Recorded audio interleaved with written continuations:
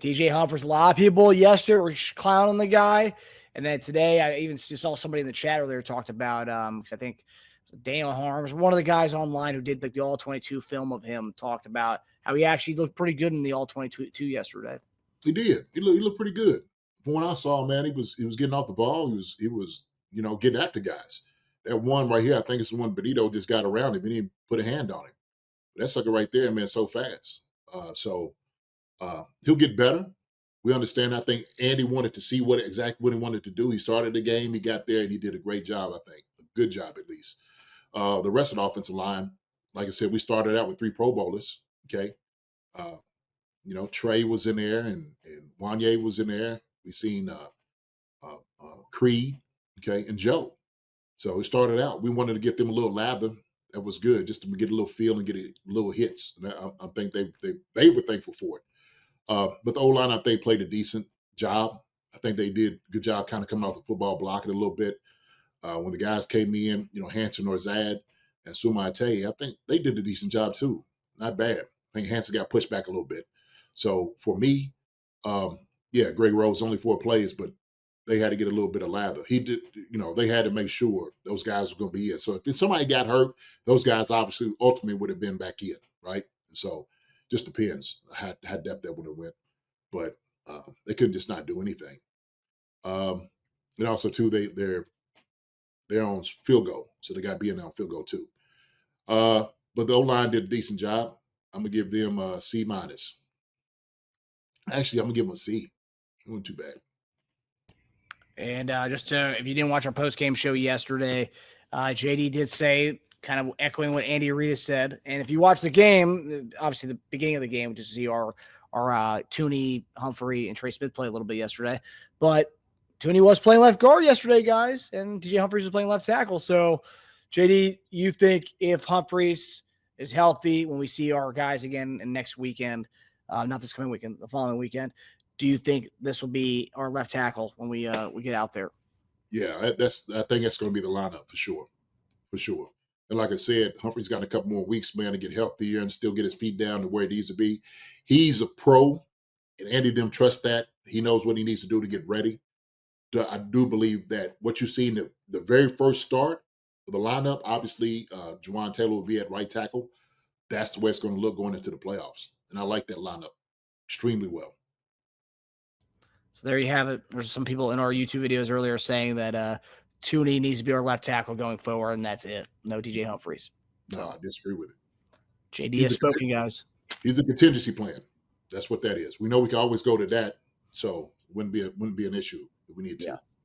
Yeah. If Humphries is getting cooked, then Tooney can be our left tackle. So Absolutely. There you go. Greg Rose said the line didn't look great because quarterback held the ball too long. I agree. Didn't come out its hand like it should have. Damn. So, man, talk about getting cooked. What's is getting cooked here? It is what it is. They coach these guys up hard. They weren't just going to leave the guys out there with nothing.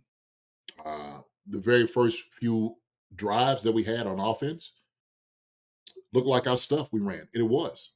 That's exactly what it was. We could sit there and say the coaches toward, our second half and whatnot because the game was kind of out of reach. Kind of went more of a vanilla type of deal. Sure, you could say that. But at the first, they absolutely came in with a game plan to compete against these guys. No doubt about it. Same thing defensively. They put guys in a position to make plays. Guys just didn't make it. We didn't do anything different than we usually run. We ran man, okay? Ran some zone. We had to stop the guys from running. And so they were doing a good job. They did a lot of misdirection. You have new guys in. Part of the communication comes in some of the misdirection you have to do. So as far as Reed and Aggie's grade, I'm going to give them a C+. Give them a C+, man. Because they didn't abandon that. I don't think they're what they wanted to do in the very first half. They didn't. Yeah. Would you say it was somewhat of a vanilla playbook, JD, or no? It was just kind of usually what you don't. To me, it looked like I saw a lot of all hitch type plays where they were trotting out all hitches out there. That's what looked like. There's a few times where I thought I saw that throughout the game, but I mean, I was like, okay, what kind of playbook are we going with today? No, we was trying to push the ball down the field. Shoot, he missed the one. He hit that one to Justin Watson on the side. Justin Yeah. Watson had him beat. That was a touchdown. He hits him. That's six. That's six. So that ain't a vanilla play. Uh, when we run in zone, which is that's our scheme. We run zone. We run a lot of, motion. Those are some of the things that we did. Sometimes you just got to line up, hit guys in the mouth. Um, Guys got to get open. So he gave them things that they could be successful with. I'm not going to take that away from them. I do believe the first few series, that's what they did. Carson Wentz just missed some guys. He missed Justin Watson. He missed one out route. He missed a few passes. He looked a little shaky in that pocket, man. Just moving around. So that a lot of it was on Wentz too. Yeah. Sorry, A little sorry. rusty. Yeah. So when you hadn't been in the fire like that in a while, it's a little different. Then all of a sudden you had to put those guys in front of you too. A lineman that hadn't played in a lot. He hit his elbow. The one he threw to Watson, he hit his elbow. Okay. Yep. And Hanson got pushed back. Hanson have been on it. Love Hanson. We shoot. But he got pushed back. Shoot. But you're going to get some guy. He ain't chopped liver. So Reese 913 says it looked like Wentz couldn't hit a house if he was standing in the kitchen. that's wrong. That's wrong. I think, for Wentz, man, like I said, in the fire, you're expecting everything to go right. He said it himself. He needs to play better, and that is a fact. That is a fact. He needed to play better, and he just didn't. I don't think it was efficient getting the ball out of his hand like he should have. I think once he started getting in, kind of throwing the ball a little bit, he had some good throws. He threw the one to Remigio that's right on the dime.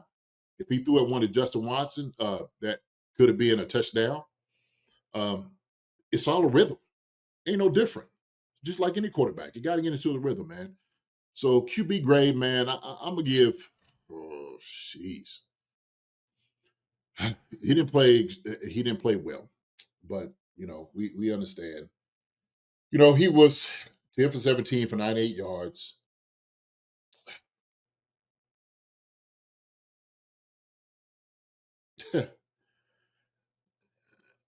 Part of it wasn't, some of it was fault. Give him a heck daggone. You be generous. I'm gonna give him a D plus. Okay, D plus C minus is what he played. Okay, um, that's where he was. And look, man, I hate doing this grading sheet because we know the guys didn't play well, right? So I don't want to be out here be the Debbie Downers on things. They just didn't play a very good game. Carson Steele, we sit there, we watched him 8 carries for 25 yards for a 3.1 carry. Sanjay Piran had 1 carry for 1 yard. Couldn't get anything going. That was another thing. Sanjay should have got a little bit more carries, I think. Uh, Maybe they didn't want to put him in harm's way either because he's another one of our guys that we catch the ball out the back. He's vital to what we do offensively. And maybe they didn't want to put him out there like that. But I thought Sanjay should have got a little bit more reps than what he did. But he didn't. But he didn't. Uh, Carson Steele, same thing, he's got to get his head up. We know he's not as shifty.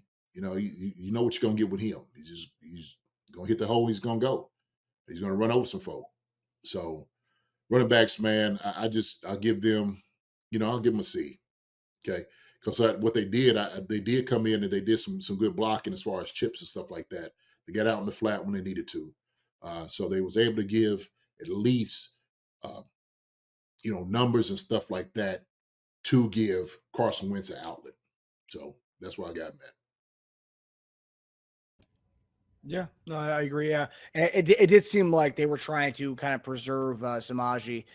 They only brought him in there for only a few times. But did he get any carries? I think he might have gotten 1 carry. 1 carry. Yeah, 1 carry. So I mean, and Yeah. so the one catch for 13 yards too. Yeah. Receivers, JD. Man, receiver grade. Had Juju out there. Juju ran a couple of good routes. Nico Remigio, for me, was the star in this on the wide receiver. He showed exactly what he can do. And I think Nico Remigio has made an argument why he should be on this 53-man roster and getting some more reps. And he's just been showing it.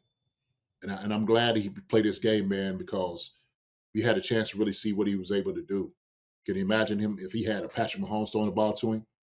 I think he's getting a good feel. I think Carson was kind of talking a little bit about getting a feel somewhat of it, and he's kind of in that mode of like trying to do everything right. So he hasn't got to the place where it's grown, it's got the growth to actually try to get open as much. Okay. He's running his routes the right way, stick and move. Man, he ran a beautiful out route. Beautiful. Set the corner up beautifully. He really did. Went to him, got on his toes, got to his upfield shoulder, got up underneath him and did an out route. Perfect technique. Justin Watson had the one on the one down the sideline, could have definitely done something better. Juju was somewhat of try to get one on Surtain, got the pass interference call. I'm gonna give him a C minus. Wide receiver grade, C minus. Yeah, like you said, I think Remigio has really done his thing since he's gotten playing time. The punt returner, he had that muff last week, but other than that, man, he's been solid. And I think if we're talking about the end of the wide receiver room next year, like the wide receiver 4 or 5, I mean, I think he is that guy. I really do think so. I think he's making a good case to be that guy.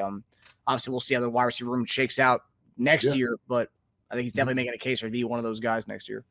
Yeah. All right, tight ends, JD, our favorite position group. Tight ends, man.